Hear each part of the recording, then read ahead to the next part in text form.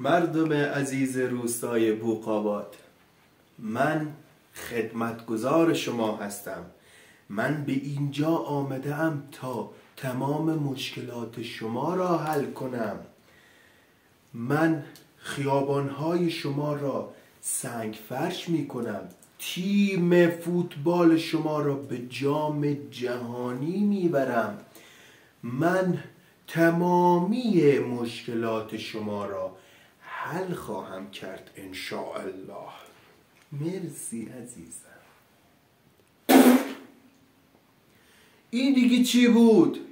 اولاد چیزه وردیمش آزمایشگاه به نشاشی که وردی 2 درصدش آمد.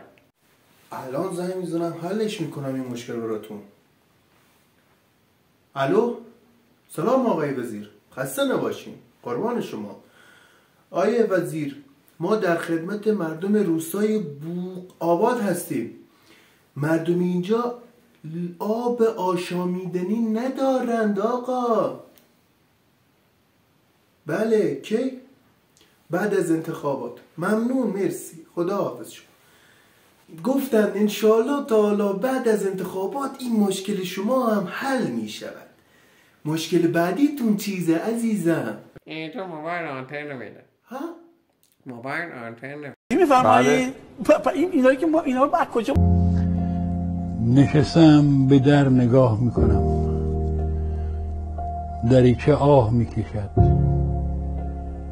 تو از کدام راه میرسی؟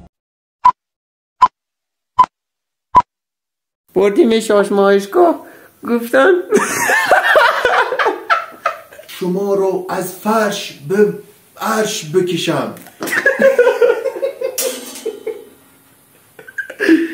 من اگر آب بخورم خواست کنی خود ادامه بده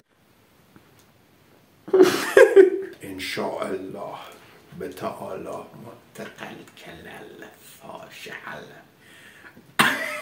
من علمی کنم، من بل می کنم، من